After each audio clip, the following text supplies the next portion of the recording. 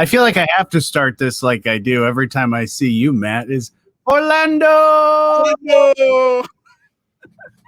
But I'm so excited because this is the first time I've had a father-son guest as my guests on the podcast. But I'm excited to be talking with Matt and Jonny Orlando, the two coolest people I think that I know, because you guys have been doing some really cool stuff.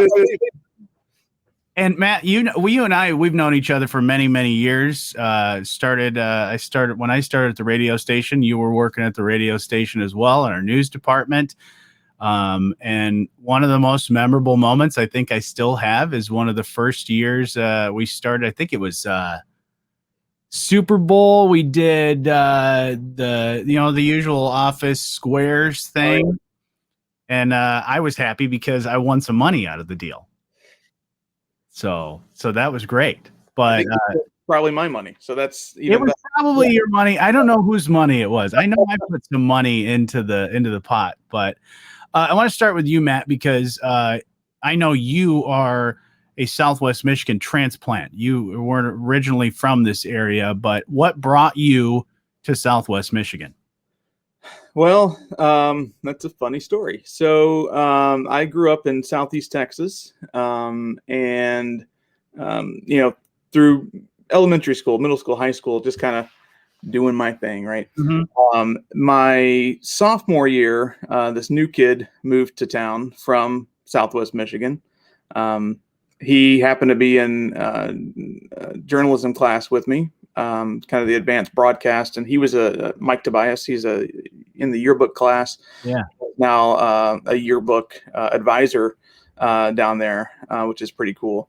But anyway, so he came to town, and we had a history class together plus journalism, so kind of got to know one another. He would tell tale of Southwest Michigan, and it was this sort of magical place that we in Texas had never heard of. So anything he told us was true, right? So we just kind of the greenscapes and all the great things that were the different festivals and the fair, and he would just go on and on about corn dogs and you name it, and it was just kind of filled our heads with all this. What is this place? Yeah. He had a best friend up here who later became my wife, Mandy, and so we kind of met through him. She ended up there a year ahead of me, so she ended up coming down for my senior prom, kind of as a joke. I kind of wasn't gonna go, but I got on the phone with her one night. I was like, "Yeah, you know what? If you come down, then maybe I'll go." I kind of had my fair share of proms at that point. And then she shows up, and so it's like, okay, well, I guess we're gonna go. Yeah. So anyway, after that, we kind of started talking, and she ended up moving down to Texas to go to college. We got engaged, and then when we decided to get married, we moved back up here. She had a job up here, and I didn't until I got the job at the radio station. So that's kind of how I landed here 17 years ago now. Wow. And Jonny wasn't born yet, right? Nope.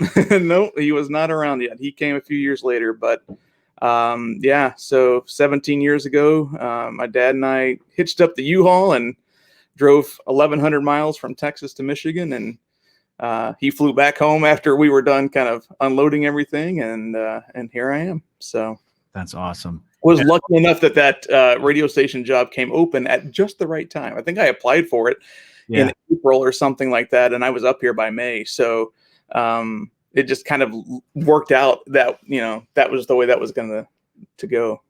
That's awesome. And you didn't name your son after me, right? I mean, there's legend of Johnny Reinhardt. Let's be for real, but no, he's actually named after in part my grandfather, who was John. And so we put a little bit different spin on it and came up with Jonathan, and so kind of a family connection there. So that's awesome. And when did you, Jonny, go by the name of Jonny? Because I know, being a Jonathan myself, that I was always Jonathan for many, many years until probably middle school. I decided to be cool and think that, oh, Johnny is a cooler name. I mean, I grew up with Johnny Carson as one of the most notable Johnnies, but what made you switch from Jonathan to Johnny? I don't know. I feel like Jonathan was more of a mouthful. Yeah. So I started, going by it, and then my friends kind of picked up on the name, and Yeah. Yeah, it's one that I think it goes off of not only Jonathan is too long of a name, but Johnny just sounds cooler. Like you don't know what to expect from a Johnny. yeah. There's a lot of I mystery. at all, by the way, in the coolness factor. Absolutely. And obviously you guys have had such a great bond over many, many years. Obviously being a father and son, a lot of different activities that you guys have been doing. One that we'll talk about in a moment about a road trip that you guys have been taking for a few years now. But obviously, Johnny, I will say, from what I hear, I have not seen you go and play baseball, but I've seen so many pictures over the years of you. And what's also great, not only do you go by Johnny, but we're also both Southpaws. Mhm. So I do want to make that note too, which that's also great. But did you get your talent from your father, do you think? Because I know your dad plays some baseball too. Yeah.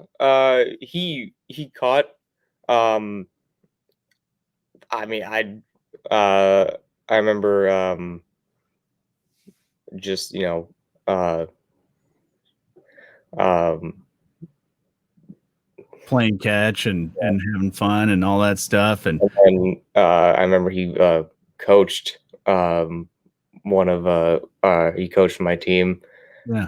And Very briefly, a T-ball stint in there. and then I just kept going with it, and I don't think I skipped a year, didn't I? Yeah, no. Yeah. And just kind of stuck. What's funny is the mitt that I am. So when we just play catch, the mitt that I'm using is the same one I had when I was 9, 10 years old when I caught. So we were looking through old photos of me playing, through the years, and just same catcher's mitt that I've always had. So That's awesome. I know when I was growing up, it was hard to find a glove for the right hand. They, for some reason, left-handers, even though it was only like 20 some years ago, left-handers weren't as common apparently, or just the sporting goods stores didn't carry the left-handers glove all that often. So I actually learned how to play baseball. I mean, I have both hands, but sort of Jim Abbott style, where I would catch with my left hand, take the glove off, and then throw with my left hand. And then eventually, when I got into Little League, it's something that I ended up finally finding a glove somewhere. I think it was a garage sale find or something to find that. But obviously, it's a lot easier to do that. But man, you've done baseball, and then you even do you still do it? I know you had a stint playing with the House of David's team, right? yeah, the vintage baseball team, that was an experience. I haven't played with him in a while, mainly because his schedule has kind of gotten a little wacky now. So I've stepped back, and he's kind of taken the lead with our sports commitments for the next several years. But that was a great experience when I had it, was playing with House of David team, no gloves, vintage baseball style. Got to travel all over Southwest Michigan, Yeah. and parts of, went to Chicago, Lincoln Park to play a game here and there. So went up to Douglas to play some games. So it was always a good time to learn a little bit about the history of baseball, some of the rules, and then of course just interacting and meeting all the great people that you do when you participate in something like that. This area is full of great people, great stories. So to learn more about not just the House of David and kind of the history of that baseball team and some of the milestones that they had as they were coming up, but just traveling up to South Haven and playing up there, and having a meal with those guys afterwards. We do like a triple header kind of thing, and then we're all old and tired, so then we sit down and have a meal. So that was always fun to do too. Absolutely. And then, so we're on a theme here. I've noticed is that there's history, a love for history. And then you and your dad, Matt, you made that road trip from Texas up to Southwest Michigan. So Jonny, would you say that history is something that you enjoy as a school subject? Is that one of your favorites? Yeah, that's probably my favorite history or favorite subject. Yeah. Um, So what made you guys decide, because you guys have been going on whenever you get a chance, whether it's a quick break or even a weekend trip, you guys have been doing something that I think is really awesome, and especially when you talk about history. Route 66, one of the most historical roadways in all of the world, really. You guys have been making road trips and going to different places along Route 66, which I think is really cool. And every time I see you guys post a photo, I'm like, oh man, that looks cool. That looks cool. I got to do that. I got to do that. What made you guys decide that let's just do it? Let's go on this road trip together. It really stemmed out of an accident, to be quite honest. We have, my wife her and her family went down to Disney forever, Yeah. took me for the first time, I think in 2001. I'd never been before. So, and then we took Jonathan for the first time in 2010. I think he was, 3-4 years old. So as we do these Disney trips, going down to Florida a lot. Well, finally in 2018, we were thinking, why don't we go out to California and do Disneyland, kind of where it all started. So this, again, kind of connects back to history. We wanted to see what was the original park. There's a great photo that we took of Jonathan walking through the Magic Kingdom, and it pairs up with a photo of Walt Disney walking through that same entrance part of the castle. So we kind of side-by-side comparison those two photos, and it's kind of like this walking in the footsteps of your heroes, or walking in the footsteps of the past kind of idea. So that was only like a 2 or 3 day thing. We weren't staying in California long, and that was a spring break. So for the rest of that trip, we were like, well, let's maybe go. Arizona's next door. Let's go up to the Grand Canyon, maybe something like that. And then we watch some different YouTubers that do Disney stuff, or Route 66 kind of stuff. So we were like, oh, you know what? There's probably part of that we could hit up. That looked kind of neat, I guess. So we rented a car in Anaheim and pulled out of the Disneyland parking lot, and away we went. We picked up our first stop was it's called Bottle Tree Ranch, and it's this guy has put together. I don't think he's still alive, but I think his family still kind of keeps it open and maintained.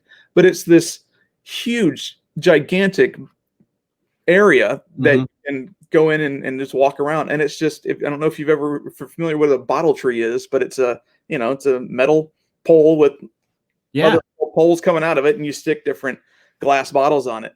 It's an entire forest of these things. And it's just wacky, right? It's sort of this idea of public art, something that this guy created to put on display. There's no charge. There's no nothing. He just has it out there because it was his life's work, and he likes that people enjoy it. And it's right there along Route 66, kind of at the tail end of California there, before you hit into Arizona. So, I mean, my wife gets all the credit for all the planning that we've done on all this stuff. She's done more than I can imagine, plus navigates us, which is very important as you're crossing through like the desert. But, she started kind of making a list of different stops before we hit. We were going to stay the night in Flagstaff, Arizona. So northern Arizona into the mountain range there. Well, along that route is Route 66 cuts straight through. If you could sing the song, Flagstaff, Arizona, don't forget Winona. So we're kind of steeped on our way through this Route 66 history. So as we're going through, we're like, well, let's follow this as long as we can. I don't know anything about how long the road lasts, or when does it turn into I-40 or anything like that. And you start seeing the shield on the ground as you're traveling. And so then it's like, pull over, let's take a picture of that. We'll probably never see that again. You will. And so we just started kind of taking advantage of all these different little sites along the way. I think we ended up staying or eating at I think it's in Barstow, California. There is a McDonald's inside a train car. Whoa. So we ate in there. Yeah. I don't know. It's just something fun along the way. And as we make our way through Flagstaff, we're starting to encounter all this kind of history of the road. And what that means. And, I love, reading, obviously, and in my writing career. So Grapes of Wrath, I'm very familiar with, and the whole story of what the Dust Bowl was all about, and Mhm. people having to leave from like Oklahoma and travel Route 66 basically to get to California looking for work. So you're kind of taking all that into account as you're hitting up these different spots. Um, and it just kind of turned into just let's stop off at another place like the Grand Canyon, which was breathtaking all in and of Yeah. itself. But along the way, we kind of accidentally discovered, hey, this kind of Route 66 thing is pretty cool. How much further does it go? Which we knew, obviously, it's Chicago to LA. Mhm. So that's kind of how it started, was almost by accident with the car rental. That's awesome. And so, how much of it have you guys, I guess, completed as far as Route 66? Because it is large, but I mean, like you've done, if it's like, oh, well, we got a holiday weekend, maybe let's take part of the Illinois route that maybe we haven't gone on yet. So, what would you say is like the percentage that you have completed so far? 85%. I think we really honestly have. So we've tipped our toe into California. We've done a few things out there, but we really have the California stretch left to do. So basically from Needles, California, home of, if you know your Peanuts trivia, Spike, Snoopy's cousin, is from Needles, California. So I think there's actually a little mural out there for him, or a statue, or something. Spike, Snoopy's cousin, is out there. So from basically Needles, California, all the way to the Santa Monica Pier is what we have left to do. We were going to do that in 2020 on spring break, but Sure. of course, with the pandemic, we kind of had to change things up. So actually, in a few weeks or later this summer, we're going to hit up Arizona again, just to do that stretch again. Because since it was the first thing we did, we kind of want to go back and do that part again. I know he doesn't remember everything. It wasn't that long ago, but Yeah. Kids are kids. There's a lot that happens in there. So there's also some parts throughout that we skipped because of time. So that's I wanted to go back to Arizona just so we can so I can get refresh my memory on it, and also do the places that we didn't get to do. Yeah. Have you been documenting it besides like, photos? And then, like you said, Mandy's been kind of helping you guys plan the trip as well. And you kind of look at stuff. But like you said, if you pass by something, you want to, oh, well, maybe let's double back and check that out next time, or something wasn't open, so let's go back. Have you been documenting it in any way? I mean, yeah, primarily through photos, Yeah. just kind of taking family pictures or random weird things that we do. We've got several hundred now of just different photos of us doing just kind of random things, which honestly is kind of the best way to document that, or kind of share it with people in your social media or whatever. But yeah, the best way that we've been able to document it, honestly, has just been through the memories that we're making. My parents were up a few months ago visiting. We took them on the quick, what we call the quick Illinois kind of introduction into Route 66, which is basically we kind of go around the city, because like Chicago, there's so much to do there that sometimes it's just better to skip that part, especially if you're familiar with it or have done things in Chicago.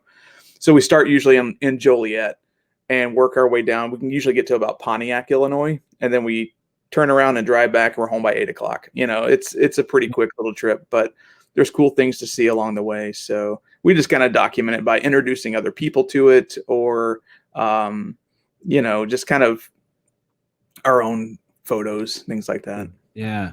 Yeah. I've only been to, I know I've been to Springfield, Missouri, where that's where Route 66, that's like the start point, right? Yeah, and they kind of went both directions. So that's really all the little toe dipping that I've done as far as Route 66. Yeah. Springfield was great. Home of the cozy dog, I believe. So the corn dog kind of got his birthplace on Route 66. All these kind of random things that you don't think about. Mm-hmm. If anyone's familiar with Bob Waldemeyer's artwork, it's kind of iconic that if you see it, you go, oh, I know what that is. And so him and his family, and what they did while I think his parents or grandparents started this cozy dog idea, but then he took it and kind of became this traveling hippie, I get, kind of the original guy that kind of started documenting all this stuff in the 70s and things like that. So it's just been really awesome to experience a lot of that. Now, Johnny, do your friends go on road trips at all like this? Because I mean, I feel like the typical vacation that people go on for spring break is usually, someplace warmer and like Disney World or things like that. Yeah. Do any of your friends do any sort of road trips like this? Not that I know of, no. And so what has been your most memorable either place or moment that you've had along this this trip on Route 66 that you've gone on? I would say just, some of the museums that we've gone to. I love, history and, seeing all this stuff that, it's proof that this happened and all these, relics. Yeah, I think just looking at all the old Route 66 stuff has probably been, one of the most memorable things. Yeah, absolutely. It's just so cool because like you had said that there's a lot of people, families that are preserving some of these older places, even if it's, a gas station or a diner.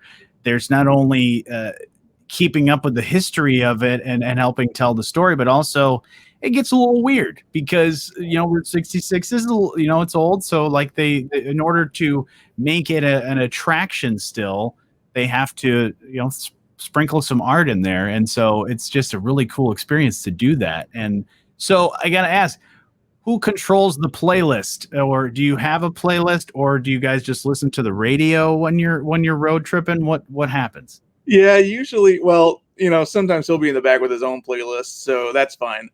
Usually we'll pick out a theme if we know like a state we're going to be in. Winslow, Arizona, we got to play Take It Easy, so it's kind of a requirement once you hit Winslow to crank out the Eagles. So, there's all these different things that we do. Sometimes when we hit up, if we're going to hit up California, we find our California playlist, pick all your favorites, Beach Boys, whatever. So it just kind of runs the gamut, really. We just kind of pick and choose what's going to be on the playlist. Or, you're absolutely right. Finding just local radio stations as you're kind of scanning through just to see what's going on.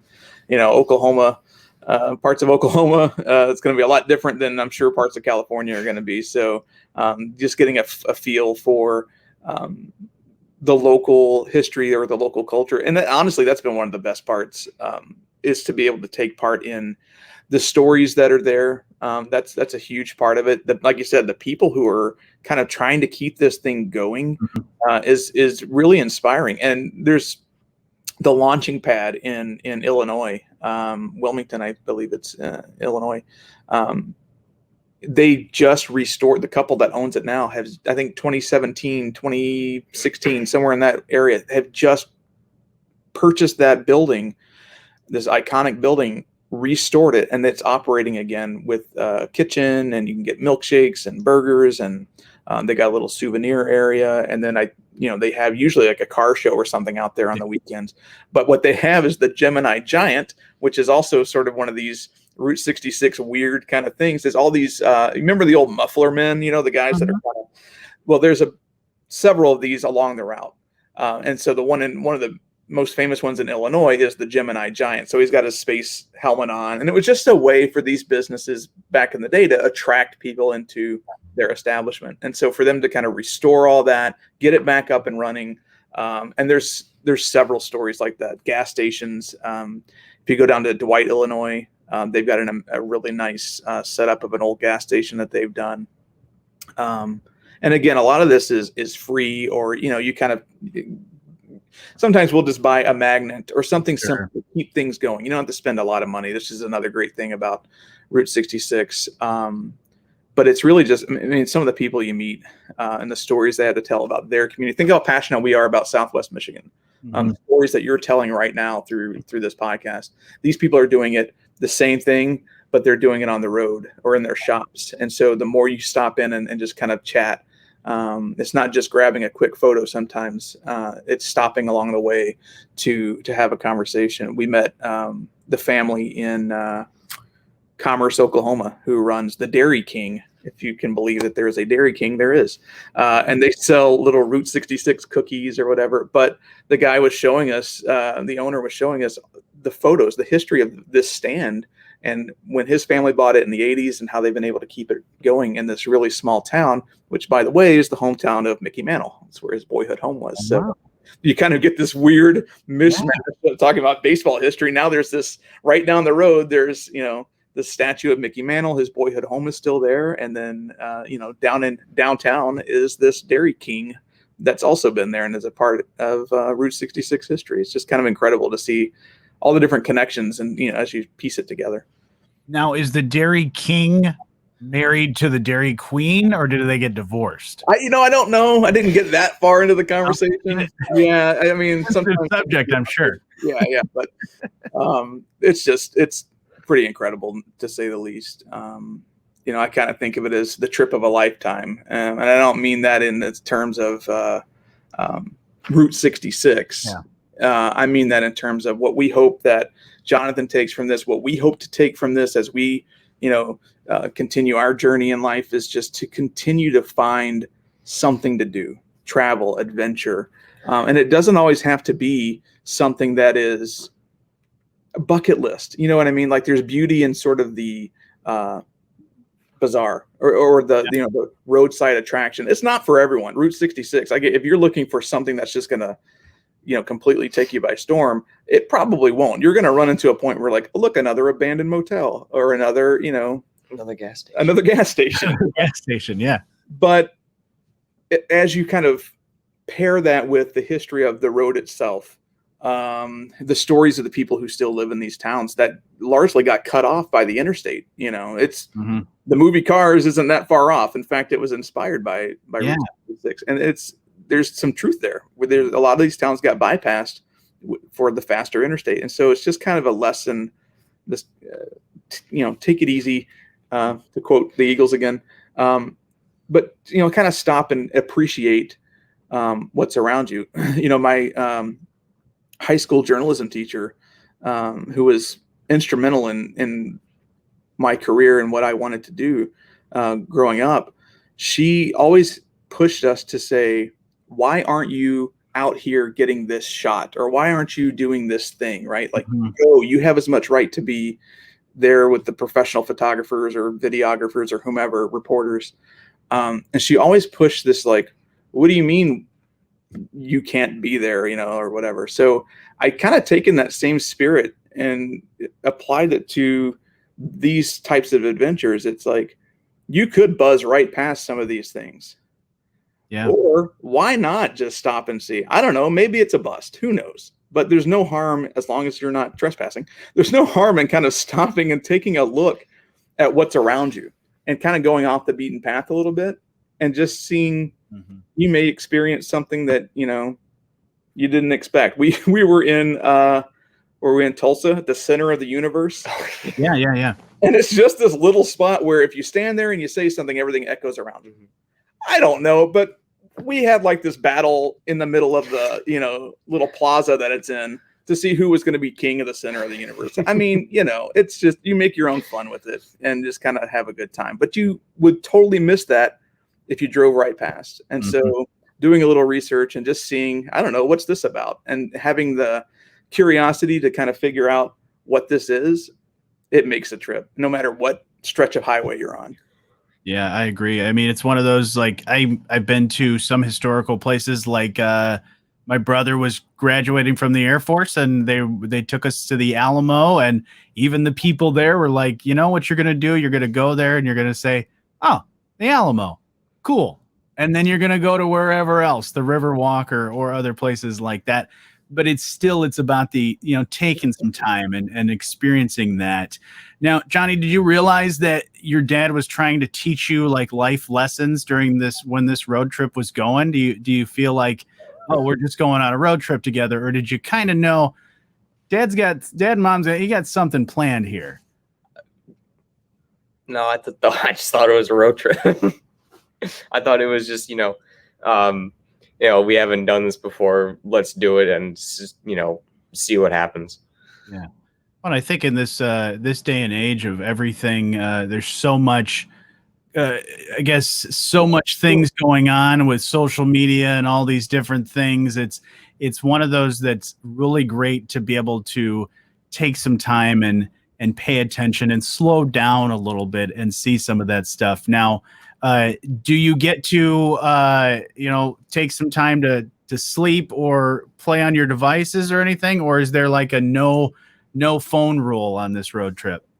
I mean, with some stretches of road, especially in Arizona and New Mexico, there's just big stretches of road that from in between places. So yeah, usually during those times I'll just do whatever on my phone. But you don't want to miss anything. There's not much there. Yeah, right. Honestly, I mean, sometimes you hit a stretch, especially Arizona. I-40 lays over the top of most of the original roads, so there's not a lot of drivable original road left. So you're hitting parts of the interstate where it's just, well, we need to keep going to the next one, because the further west you get, the fewer, the less frequent the stops become, because it's just there's desert, there's whatever. So yeah, you're not missing a whole lot. What's been the weirdest thing that you've seen? I mean, I know you said there's a lot of the bizarre and artwork and all kinds of things. What would you say is the weirdest? And you're laughing, so I know you guys are probably thinking of either the same thing or a couple things. So what's the weirdest thing you've encountered? No idea. Yeah, I have no idea. What's your weirdest thing? Man, probably just man, I don't know. I remember there being a water tower, and it wasn't like your normal water tower. It was just a bottle of ketchup. Okay, it's the world's largest ketchup bottle, and it's just a water tower, and it's the town's water tower. I don't know if it's it's still in exist, as they're functioning, but it's kind of become a billboard, I guess, for whatever company owns it now. But yeah, the world's largest ketchup. Mine is, I believe this was in New Mexico. Okay. It's called Tinkertown. Do you remember Tinkertown? Okay. This guy has put together these little, for lack of a better phrase, little animatronics of, he's kind of wired all these different little toys to do different things. So you kind of walk through this little, house or whatever it is of these toys that if you kind of push a button, and then it'll kind of start. It's like this giant erector set, but mixed with, I don't know. It's bizarre. And some of the toys will sing, and some of them will dance. Some of them will just kind of be like a train that goes around, but it's just expansive, and it's really strange. But awesome all at the same time. Wow. When are you guys going to, I know you said you were hoping to finish up in 2020, but obviously 2020 happened. When are you planning to finish the last leg of this trip? Maybe next summer, if everything works out the way we want it to, or possibly spring break. We just have spring break's nice because, April or so it's not going to be as hot. I think by the time we hit Arizona, this summer, it's going to be in the hundreds. So that'll be new for us, because we've been doing it all over the course of a spring break, usually, the further away stretches.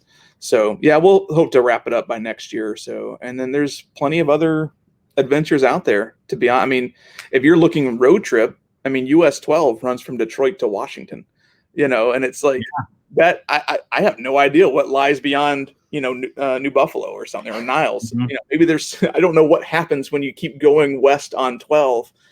That could be something that we look into. So, and as you start thinking, you're like, well, I wonder what is around us. Sure. We go very far on US 12. Are there cool stops along there? Maybe there's some history that we don't even know, and we pass by it all the time. There is a spot in Illinois, I think it's in Joliet, where US 12 and Route 66 intersect. Yeah.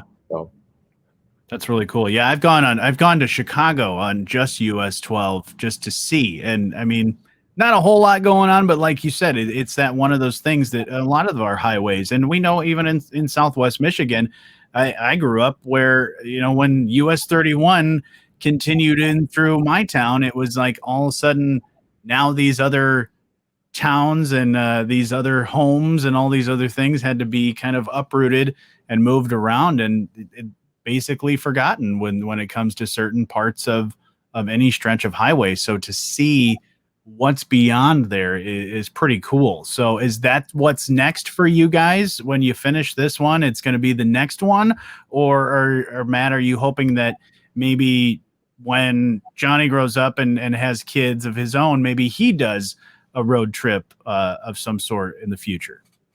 Yeah, I mean, that's really it. It just comes down to, like I said, it's more about the adventure, or appreciating that there is adventure to be found sometimes in the ordinary if you look hard enough. So even if it's not another giant road trip that we do, even if it's just hitting up different historical places, if we wanted to do Gettysburg or we wanted to do some of these other kind of more iconic historical places, we know now with the knowledge gained from 66 is what else is around. Where else might you find something that's really interesting that's not the obvious? And I think if that's kind of the lesson that he takes with him, or that Mandy and I take with us, later on, which is just go explore. There's got to be something out there that's worth seeing, people worth meeting, stories worth sharing. And the more you invest that kind of time into a place that you're visiting, understand it a little bit more, you're not as likely to say, oh, look, there's an interesting sculpture. I mean, think about everything that's down around Silver Beach or in any of these locations around the Arts District in Benton Harbor. It's like, do you know the history of what that artist created? Or, have we taken enough time, or do we say, oh, that's kind of neat, and move on?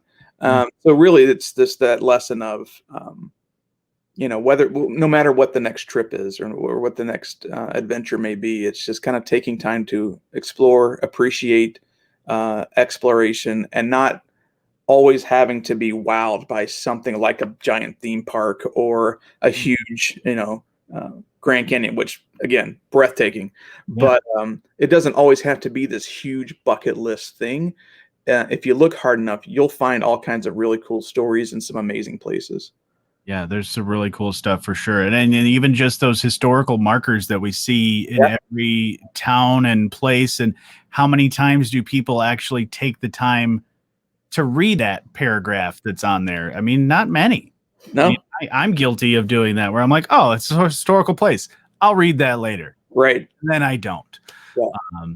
So if you were to write in, and with all your documentation of all the stuff that you guys have done, if you were to, I guess, to title this road trip of father and son, what would you call it?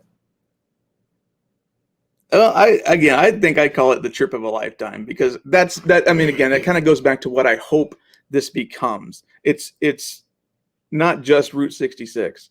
Yeah.